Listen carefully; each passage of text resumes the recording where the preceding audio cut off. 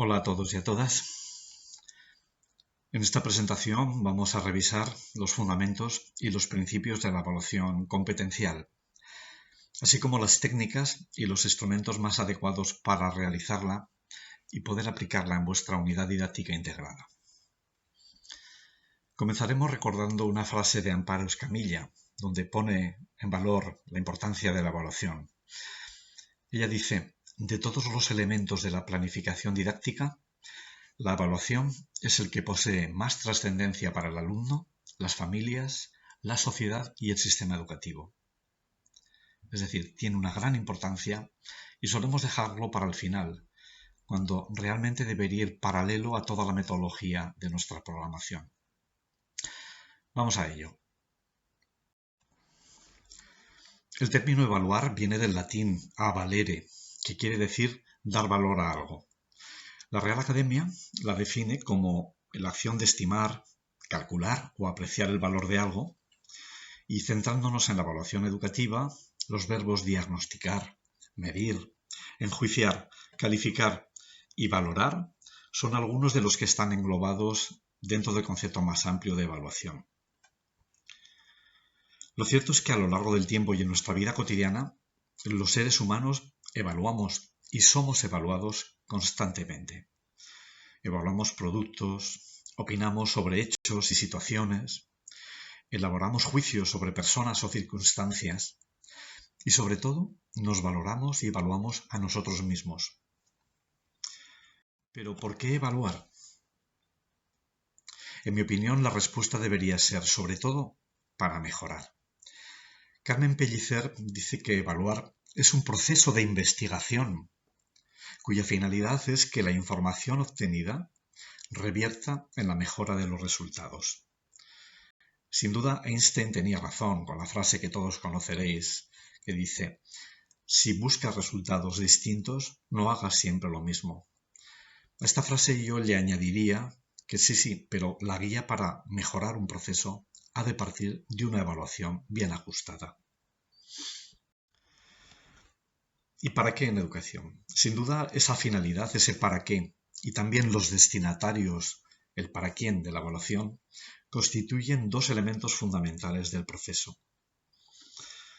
Tradicionalmente, la evaluación ha tenido, y tiene todavía, una función finalista de carácter sumativo, centrada en la calificación del alumnado al finalizar un periodo o una etapa. Esa calificación sirve para su posterior promoción y orientación laboral.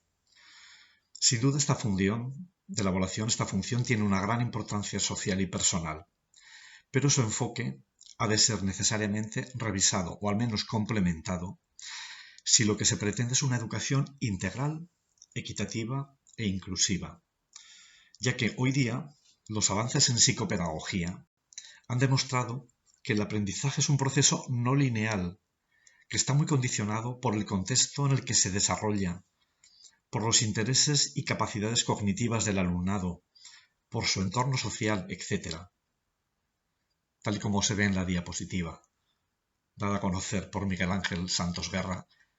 Los alumnos no parten de las mismas condiciones, por lo tanto no debemos evaluarles siempre de la misma manera, con el mismo procedimiento y la misma escala de medida. Por lo tanto, ya no se trata tanto de intentar medir los aprendizajes, sino de obtener información para retroalimentar y mejorar los procesos de enseñanza-aprendizaje. Esta función reguladora de la evaluación está en la base de lo que llamamos evaluación formativa, la cual, según el gran pedagogo Perrenot, ha de estar bien planificada y es aquella que permite obtener información continuamente para identificar obstáculos, comprender sus causas y proponer y tomar las decisiones más oportunas en cada momento.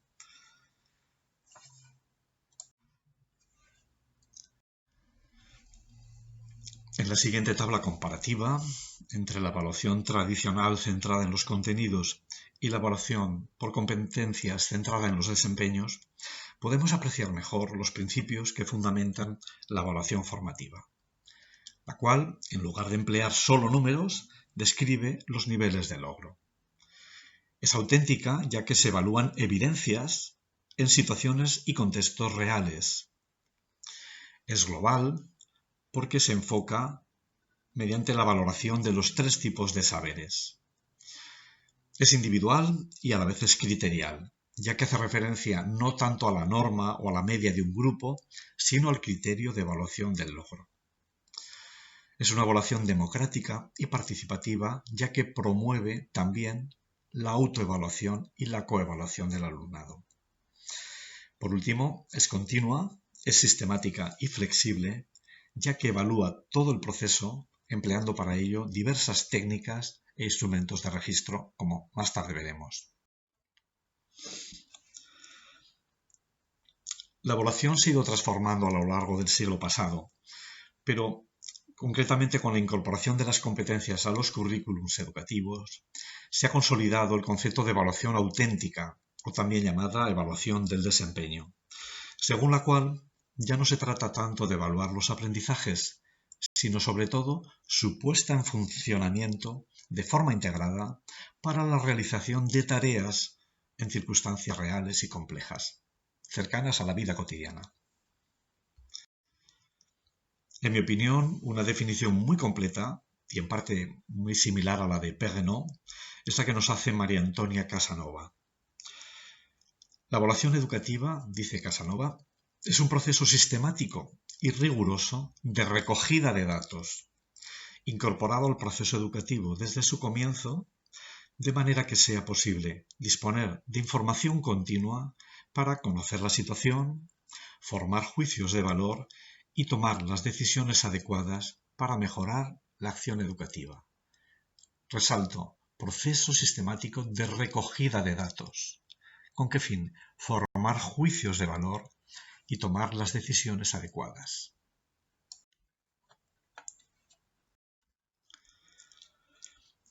En educación viene siendo motivo de debate permanente la adopción del paradigma cuantitativo o del cualitativo al referirnos a la evaluación.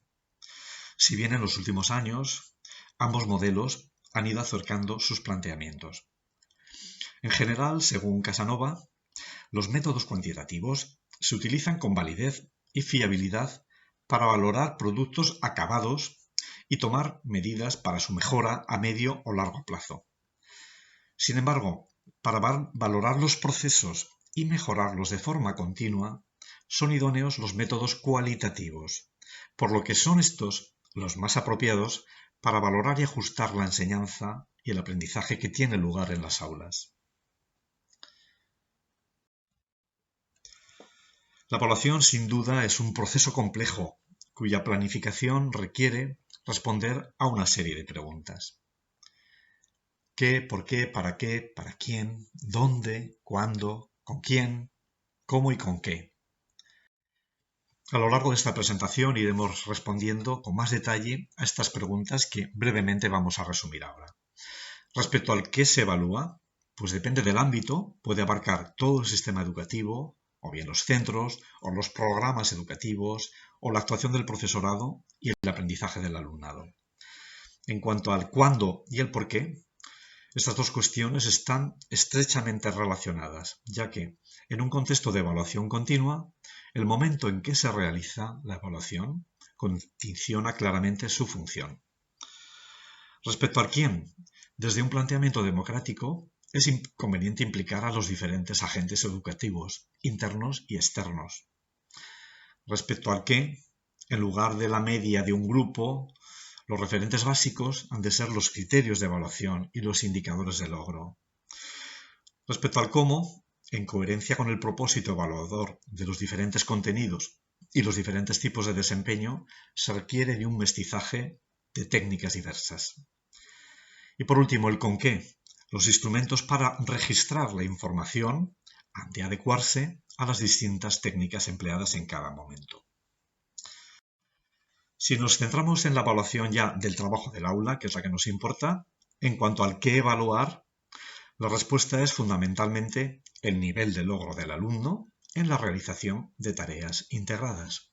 Como ya todos sabéis, una tarea es una secuencia didáctica orientada a la resolución de una situación-problema o a la elaboración de un producto relevante dentro de un contexto determinado, movilizando para ello conocimientos, habilidades, actitudes y valores.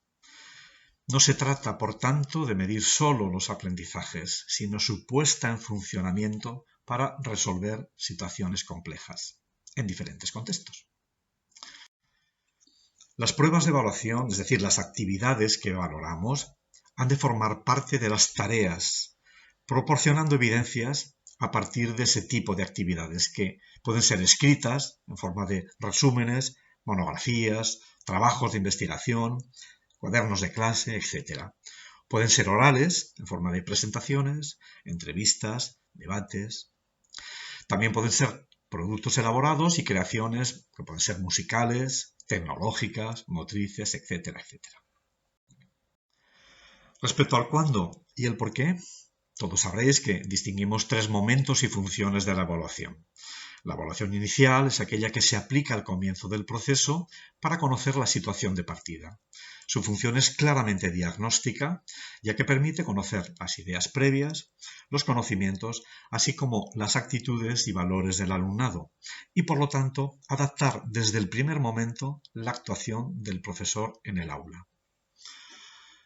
La evaluación procesual, permite valorar de forma continua tanto el aprendizaje del alumno como las enseñanzas del profesor. Por lo tanto, su función es claramente formativa, al favorecer la recogida continua de datos y la toma de decisiones más adecuadas para la mejora. Por último, la evaluación final, la evaluación sumativa, es la que se realiza al final de un proceso, que puede ser un trimestre, un curso, un ciclo, una etapa, etc. Su función es, por lo tanto, claramente sumativa, ya que permite comprobar los resultados obtenidos y tomar decisiones respecto a la calificación, promoción o certificación del alumnado. Aunque, si se utiliza para evaluar periodos cortos, como por ejemplo una UDI, su función también puede ser formativa. Respecto al quién, me he permitido poneros unas imágenes muy ilustrativas respecto a algunos excesos que se pueden encontrar en el aula. Según el quién, un modelo de evaluación que pretende alcanzar el máximo de objetividad debe reunir las aportaciones de los diferentes implicados en el proceso. Según el agente, se distinguen tres tipos de evaluación. La heteroevaluación es la que se realiza entre personas de distintos roles, como el profesor sobre el alumno.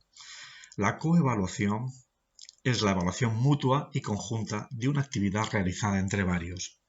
Es especialmente útil en el trabajo en grupo, ya que supone una valoración entre iguales y permite una retroalimentación inmediata. Es importante, cuidado, que los alumnos conozcan bien los criterios y para evitar abusos que tengan claro que no se trata tanto de puntuar al compañero según como te caiga, sino de ayudarle a mejorar. Por último, la autoevaluación es aquella en la que la misma persona hace de evaluador y de destinatario. Se trata de una modalidad de evaluación muy motivadora por su marcado carácter formativo, ya que la reflexión personal del alumnado sobre su propio proceso de aprendizaje la convierte en un estímulo de regulación y de superación personal. Con referencia al qué evaluar, la evaluación llamada normativa utiliza como referente la media de la clase. Desde luego esta modalidad es la más practicada por el profesorado y puede ser útil en cierto modo para estudios estadísticos o procesos selectivos, pero no es la más adecuada para la evaluación educativa. La alternativa ha de ser la evaluación criterial, en el que el referente son los criterios que determinan los rendimientos que se pretenden alcanzar en función de los objetivos educativos. Es importante que los criterios estén bien definidos y formulados de un modo claro. Su estructura, como ya vimos al hablar del documento puente, ha de incluir verbos en infinitivo que corresponden a los procesos y acciones a evaluar, además de los contenidos y el contexto o naturaleza de la ejecución. Como recordaréis, en el currículum valenciano, los criterios suelen incluir varios procesos, por lo que se desglosan a su vez en varios indicadores.